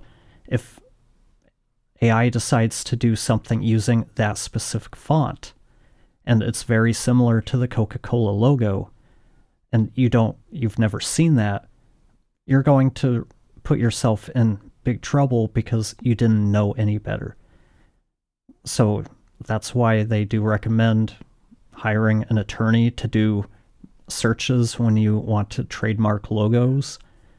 And even when you generate one or come up with a company name, you should be doing some background research to make sure it's not already a trademarked name. Yeah. That is really important. It's something that I always tell clients is, let's do our research, let's see what's out there, let's look at the federal database to see what is trademarked. And that's the thing, I'm not an attorney, so I always say if you want more, better advice, if you want better direction when it comes to these legalities, it's worth it to even consult with an attorney for an hour so they can guide you on what your risks are and what to do, because it can be a really complicated process. But again, I just don't generate your logos on AI. That's all I'm going to tell you. Which one of your cats is upset about this topic? Somebody, I think it might be Moby. He does not Okay. like closed doors. Yes, that's my cat, everybody. And there's a question down there that I don't know that any of us are going to be able to answer because none of us are familiar with that universe. Which one is more like Well, Travis from yeah, I'm sorry, Bulls Promo TV. I'm not familiar enough with Iron Man to know who Travis is. This is how out of touch I am with that universe. Uh, We tried answering. We just don't know. You got us on that one. Does he mean like which AI tool? Your guess is as good as mine. Maybe. Let's see. Or she. I don't know if it's he or she. Or they. it's good to know. Yeah. Okay, so next question is, I'm not the greatest writer. How can I write messaging that resonates without sounding like ChatGPT? So I'll turn this over to the resident author and creative. Yes. My first piece of advice is you write it yourself. And what I mean by that is there are ways to train ChatGPT or Claude or Gemini. You can create what's called like a custom GPT or a gem and essentially train them on your voice and your writing and how you talk and the words you use. But to do that, you have to write first. You see where I'm going with this? So it really starts with having strong messaging to begin with and having a way to communicate that clearly if you're going to use AI to help you generate content. in terms of not sounding like ChatGPT, if you're not a professional writer, that's where it gets a little tricky and where I recommend actually working with a professional brand strategist or someone who does messaging or copywriting who can actually work with you, talk to you, and figure out what your voice is, the phrases that you use, how you talk, your vibe, your flow, and be able to put your messaging together in a way that is going to be easy for if you wanted to use AI to understand and pull from. And a really good way to do that is actually if you ever record a call, like if you do, for instance, a session with a brand strategist, a lot of times they'll record that session. If you can actually feed that transcript into AI to help it get to know your voice and your style and how you talk, but it also takes a lot of active management from you. Meaning, when you put that information in there and you say, okay, this is how I sound, this is how I talk, I don't use a bunch of marketing buzzwords, and please don't let me uncover anything ever or or foster something or all of the other buzzwords that AI loves to use. um, I speak concrete in a concrete voice, I'm direct, whatever it may be, but then you have to manage it. Then it might output something and you look at it and you go, "Okay, this is sort of like me, but not quite." So it requires a lot of editing on your part. So even if you're someone who uses AI to generate drafts for you still need to heavily go in there and edit them just because it's not always gonna be 100% you. Even if you feed it and you train it really well and you're really good at prompting, you can get much, much, much closer. But honestly, good prompting takes skill and training. So if you're not there yet and you're more like, "Okay, you're a writer, write a blog about podcast editing for me," you're gonna get something really generic and probably doesn't sound like you, and you might think, "Well, this is better than I could write, so I'll just use it." But the problem with that is when you're using just generic prompts, what you look at and think, "Okay, this sounds great," sounds like everything else out there. So you're gonna put basically, you're just gonna be like a voice in talking with a bunch of voices that sound just like you. So again, there are ways to sound unique using AI, you just have to train it really well, and you have to work with a writer to help guide you on how to do that and how to write in your voice, so to speak. But I think everybody is capable of writing. I think everybody is capable of expressing themselves in a way that's authentic and real, and I would actually, even if your writing isn't perfect, I would rather you express yourself how you talk, and I think the world would, versus if you just throw in a generic prompt and let AI do the talking for you, because at least the other way, even if it's not perfect and flowing and every sentence isn't like, "Oh, wow, expert copywriter," it's you, it's real, it's gonna be unique. And I think I've made this comment before, but when you rely on AI to do the work for you, the work is never going to be any better than what the AI can do on its own. I like to compare it to like hiring a new hire who's straight out of college. They might have the knowledge on how to do a lot of things, but they're going to require a lot of training to break them of certain bad habits they learned in school about this is how you write.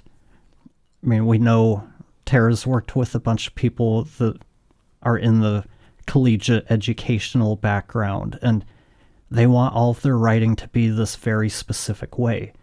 If you try to write for that and your audience is normal people who aren't professors, that's going to go right over their head. So you need to break them of the habit of using 18 letter long words that when you cobble enough of them together, the people sit there and say, "You said a bunch of really profound sounding things, but I don't have a clue what you just said." And that's what AI can be. You instead of using collegiate words, they tend to use a lot of marketing fluff. So we need to train that out of the AI.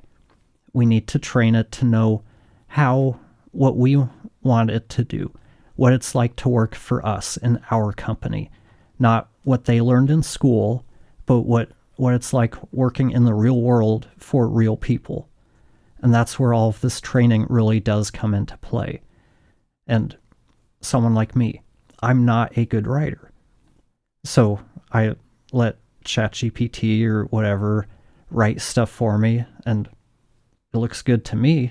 And then I give it to Tara to look over it. She's got her red pen out, crossing this out, and just crumbles up the piece of paper. That's terrible. Go back and try it again.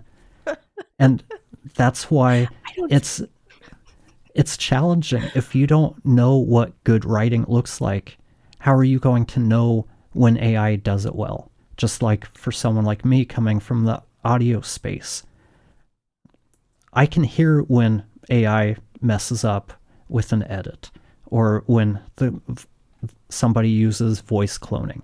I can hear that from a mile away because I know what good audio, what normal dialogue should sound like. Someone else isn't going to know, so they're going to think that sounds great.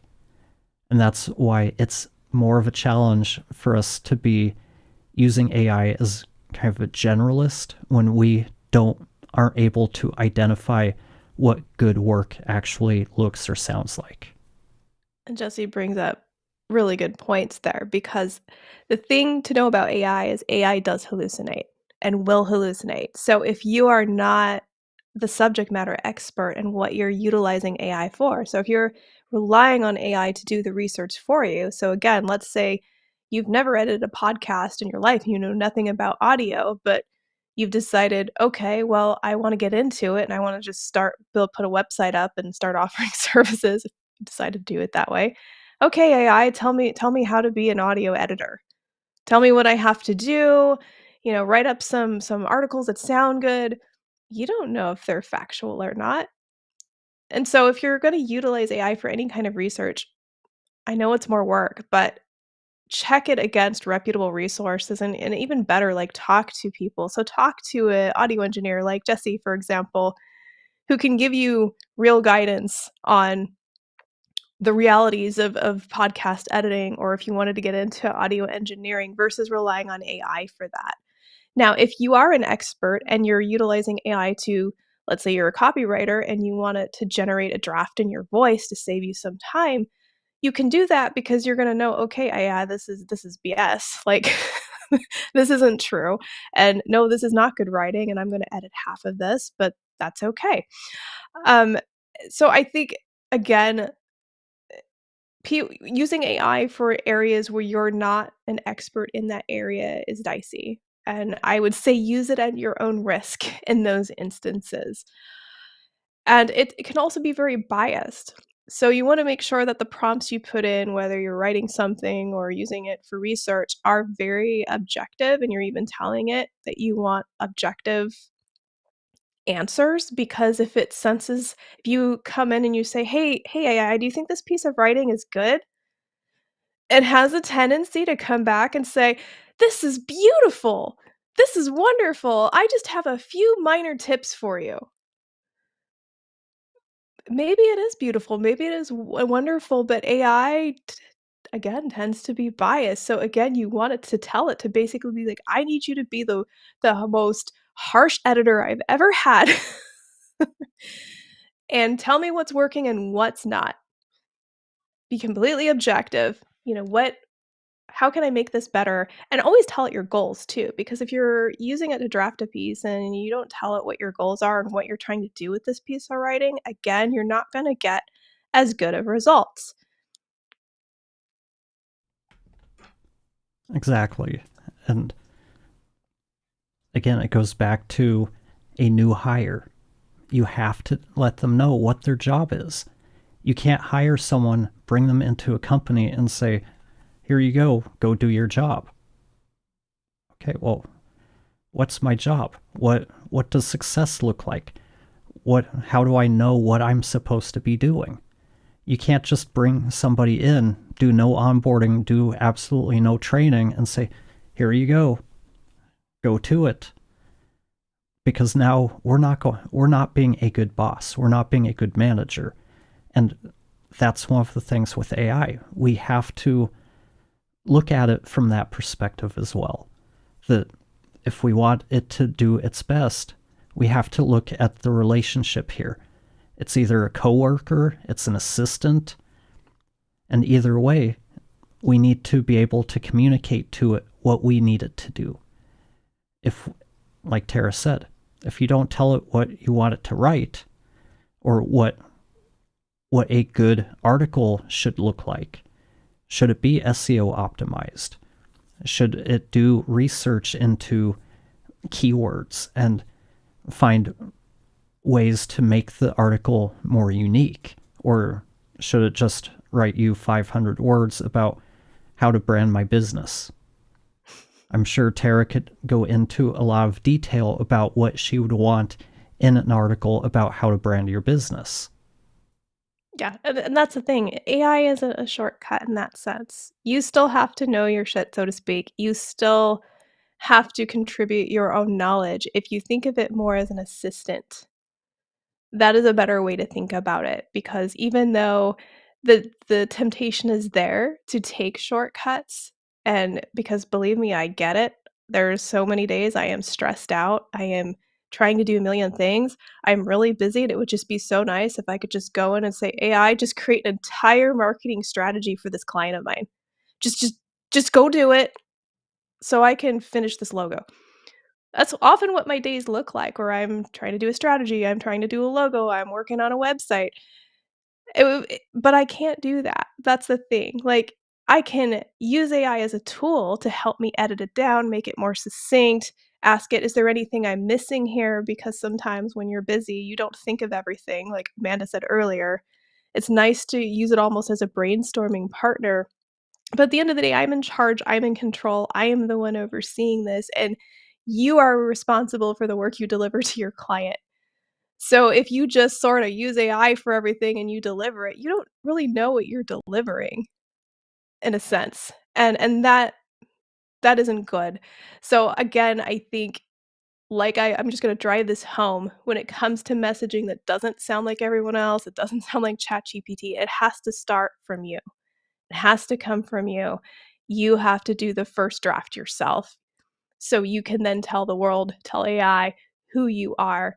And if you struggle with that, you can work with somebody who can help you with that. Or, like I said, you could even just record yourself talking and just sharing your thoughts on a topic, and then having AI to help you analyze and put together, okay, what is my voice?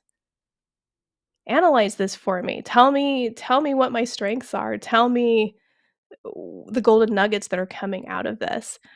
It's not a replacement for brand strategists that can do that for you. I would recommend that before, if you can afford that. But I also get that paying for brand strategists isn't always possible for everyone. So if you're going to utilize AI, I would utilize it more to help you strengthen your voice and figure out what your voice is versus using it as a tool to just write everything for you.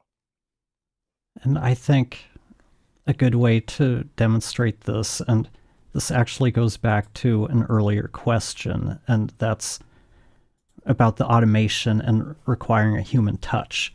One of the things we're doing is building up an automation that uses a bunch of calls to LLMs to basically, we take the transcript from our live streams.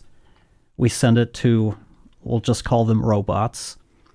The robot breaks it down, reads the transcript, decides, okay, we can create 2 blog articles, 3 social media posts, 1 lead magnet, and 2 pieces of newsletter content out of this.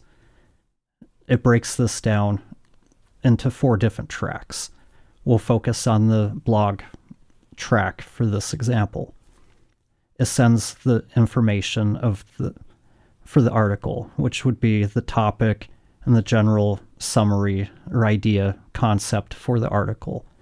It then sends it to another robot that's going to go through the transcript and come up with themes that fit that topic. It's going to pull direct quotes from it. And then it's going to send that to another robot that's going to do keyword research and all of that stuff. Then everything gets sent to the person or the robot that does an outline. to create an outline for the writer.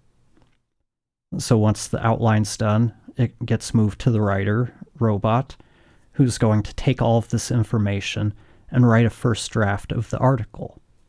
That gets sent to another robot. This one is an editor.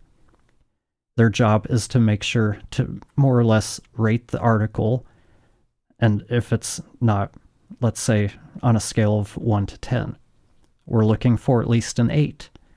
If it doesn't meet the standard for an 8 out of 10, it's going to make some revision requests and send it back to the writer to implement those changes. It'll go through this process until we're up to an 8 out of 10. Then it goes through to the SEO specialist to pick a title, make sure everything is up to standard for the SEO part of it, and then it gets put into a folder for us to review.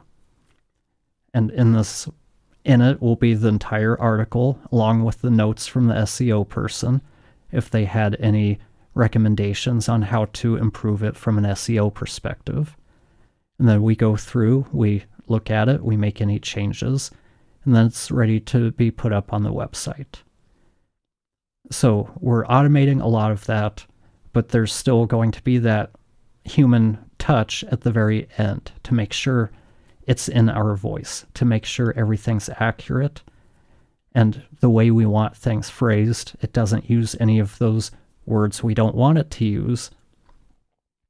Jesse's brain, everyone. This. Well, but I was going to say, just real quick, is if this isn't selling you on why you need to hire an AI specialist, I don't know what will, because I hear Jesse talk about this. I'm like, somebody like him who has put the time and the effort into learning all of this, that he can build all these robots that talk to each other. And who can, like, if that's part of your workflow, if you're doing content of any kind, think about how much time what he's describing would save you. And that it's doing all of these things, it's going to take some time and money to get it all set up. But then you have these robots working in the background to do that would take you hours to do on your own. So it's, thinking about the opportunities in this, that, instead of just like, I don't want to deal with AI, or, I can do ChatGPT on my own. It's so much more evolved than that. And that's, I want to hire Jesse to help me do stuff like this. I know, it's pretty cool because we can build it. He can build it so it is your voice, because ultimately you've worked with someone who can help you figure out what that is and be able to give, if you're going to go that route, AI the information it needs. In this case, it's actually taking information from live streams, so our real thoughts and topics, and helping us turn that into articles. And I think that's a good use for AI personally. Like, it's still you, it's still your voice. It's just essentially helping you repurpose it and put it together, versus like having it generate like thought leadership articles for you, which I would not recommend. But it's a possibility, but you still need to edit it and manage it because you're the thought leader. So if Jesse was able to set up all these robots for you to generate thought leadership articles on LinkedIn, it would still need you to get in there and make sure everything is accurate. And depending on what it's fed, which hopefully is good information, so it gets you, 70% of the way there, I consider that good. And then you have to go in and obviously add your own thoughts to it and edit it down. But it can save you time. And the key part of that is it's pulling from the live stream. So it's adding unique content to this article that no one's going to find anywhere else, because it came straight from us. It's not being pulled from the internet. And that's why content creators, you're sitting on a pot of gold right now. You may not realize it, but all of that content you've created can be used to train and to repurpose into new original content, whether it's articles, newsletter content. If you build a huge knowledge base of everything you've created, you can train the AI entirely on that to be able to create stuff that's very unique to you. And that's the sort of thing that really wins in the SEO algorithms, is that uniqueness.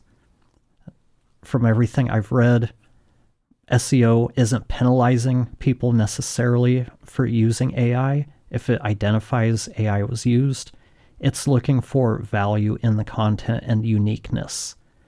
So again, the more we're able to direct it and put unique feedback into the loop, we're going to do better in search results than someone who's just going into ChatGPT, write me an article about this. Yeah. That's the other thing with the AI.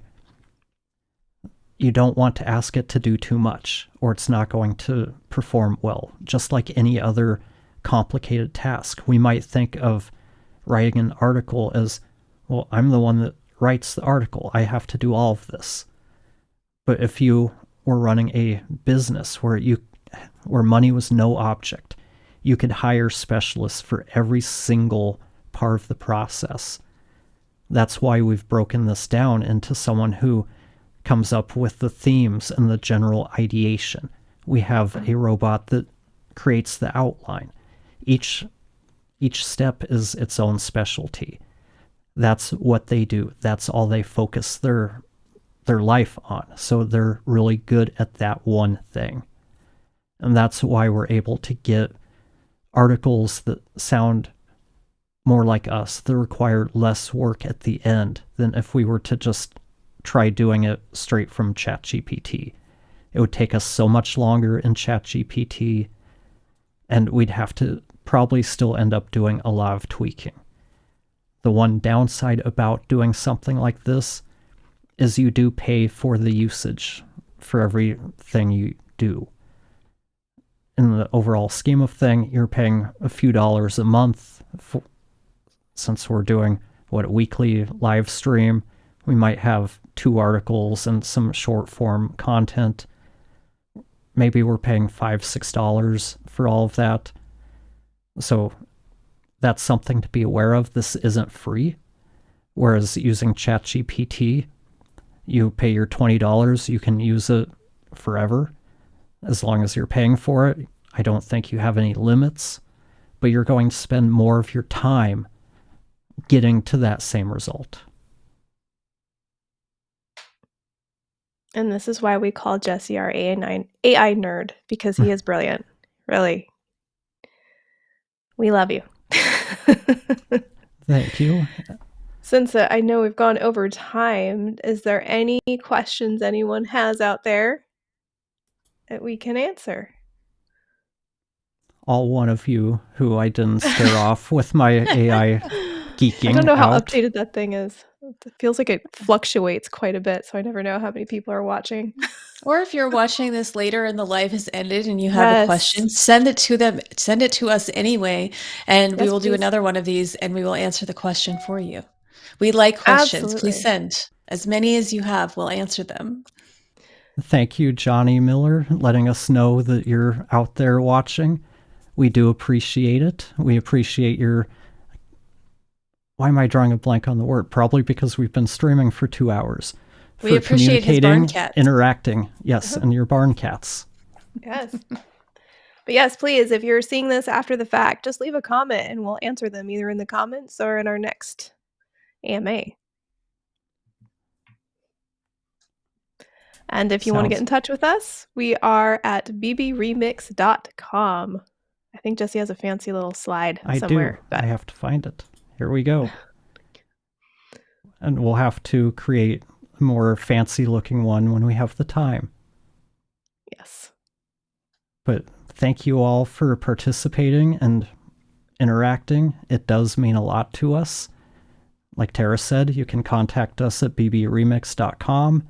Mike, if you're still out there, I'll put you in contact with Tara. And to close things out, a request for, well, if we don't hide it with BB Remix, a request for more cats.